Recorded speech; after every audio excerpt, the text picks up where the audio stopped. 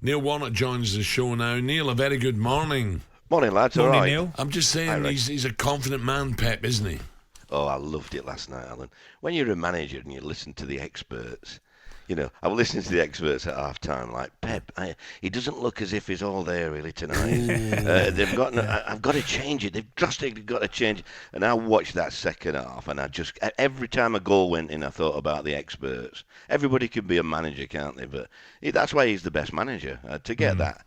I mean, they helped him. I thought they helped him, Tottenham. I mean, I heard Harry on earlier, and for me, Conte knows they need a complete back five, I think. The goalie and the back four.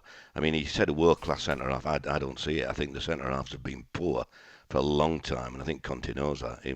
He might even be looking to get the sack, unless he has the money to buy them. There's just something there, Neil, which tells me that, he's not happy, and I think he believes, well, my time's almost up. Yeah, you consider. I think he can't communicate like some of the other managers. He is a dour person. Really. I love him, mate. I like him, mate. And I think he's still the best shot. But whether he'll get the finance I mean, the goalkeepers, had a nightmare. And you look at some of the performance. I mean, the last goal wouldn't have happened in my Sunday League team. A goalkeeper kicks a long ball and he's through on goal and scores a goal. Third goal, is it? I think there's unless you've got a back four, when you're a successful team, Ray, more than any, that Arsenal back four were like invincible, weren't it? You knew you weren't going to make more than one mistake every 10 games. And these are like an accident waiting to happen, I think, Spurs back five. With the players Man City have got, you can never write them off, though. I know that the fans weren't happy with the first half performance. And what probably Pep's saying, Neil, you can't always get away with it, can you?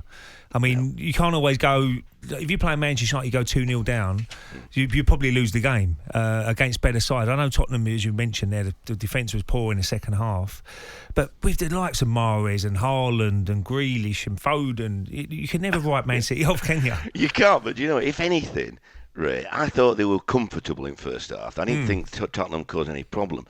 I think what instigated that fight back were the goals, because nobody saw it coming. And I think, blinking, all of a sudden we're 2 goals down, we've got to play now. And I think that pushed them, really. Yeah. Whereas in first half, I always thought, well, we're going to score sometime. We're going to beat these. It weren't that extra 2 or 3 metre sprints and quicker passing. And I think Grealish and Mahrez second half, as soon as they got the ball, it went straight at them. There were no messing about. And I think, I just think half time is a vital time for a manager. And Pep obviously got it right. I'm a big Mahrez fan, Neil. I love when he comes inside and whips balls in there. I really... Why'd you let him do it, though? Exactly. But as a centre-forward, you're saying, going inside, I'm on my way. Get in. I know, but Alan, then you say, don't let him come inside. So he goes wide and he knocks it through goalie's legs or whatever it went. I mean... a defender can only, hopefully your goalie gets you out of the car when you do that. But I think he's on fire at the minute. It's the best I've ever seen him play. And, they didn't know what to do with him, did they? And Grealish I was pleased with him last night as well. I thought he didn't give the ball away a lot. He was still positive. And Kane's Kane. I mean, he comes off and they try and push him off the ball, but he wrestles them and then he plays a great ball across field and on he goes. He's unique in what he does, I think. I think if you're Conte, though, Neil, you'll be tearing your hair out, wouldn't you? Because first, what would you do, Neil? You've been in his dressing room so many times. You're 2-0 up against the City side. First 15 minutes of the second half is going to be vital. Just defend well. Just get bodies behind the ball. Just make it difficult for Man City. And then suddenly the crowd will get even worse.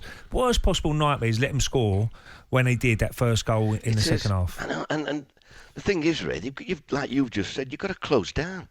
You've got to do it. I mean, I keep saying you've got to die for 3 points, but you've got to die to stop the cross. There's this. I watch the Premier League games nowadays. And they go across, defenders go across almost half-hearted. Yeah. As if, go on, cross it in the box and then we'll... But you shouldn't do that. The good team, stop the crosses. Do you know what? I couldn't agree more, Neil. Honestly, Bobby Robson used to go mad. Don't give him half a yard. Close him, send him back the way he's come. Don't let them get outside you to whip crossing because they score off that. Don't let them in. Nowadays, people are lazy. Yeah. It's almost like, well, let them sort it out now, and once it's crossed, it's not my fault and things like that. But it's not. That's not when you win things. I think the top side still do the good defensive bits and stop crosses and win headers. I mean, I just look at it. I don't think things have changed in that respect regarding defending. And keepers at the back try to play the ball out. My God almighty, what is going on with the game? Do you smile? Why do we let dopey goalkeepers try and be Beckenbauer at the back? I love it. Hey, that's my line. Where have you got that from? But Alan, that's just typical, isn't it? When you saw that goal, and you watch the pass he gave him. He gave it him to wrong side, didn't he? He was going to pass it to the wide John Stones, I think he was. Changed his mind at last minute. But you know what it's like in training. What was Seaman like? Did he think he would have sent the forward? No, he used to hang it up on the right midfield. I was playing right midfield a lot, and then you get up and you win the second ball. No, I meant in training, Ray. Did he always fancy himself as an outfield player? These goalies all think they can play, don't they? No, they're old school. I mean, David, he wouldn't be thinking he can play centre half or anything like that. Yeah. Petr Cech was the same. He was an old school goalkeeper. But this era, half of them could play centre half, couldn't they? I could imagine Ederson playing centre half at the back. Being comfortable. Some of them think they can play centre forward, by the way. Hey, I do think, Alan, I think it last night would have shown a lot of teams, even the lower teams, the best chance of getting anything out of Man City is closing down. He's right at having a go at them from that end rather than sitting back. I think that's the weakness, if you can close them down and make them rush the back, the kicks from the back. Well, Neil, anyone who's got great ability in the ball, don't give them time. Hassle them. Yeah. Simple as that. talkSPORT Breakfast with Alan Brazil. Thursday and Friday morning, 6 till 10. On AM, on DAB, via the talkSPORT app and on your smart speaker. talkSPORT.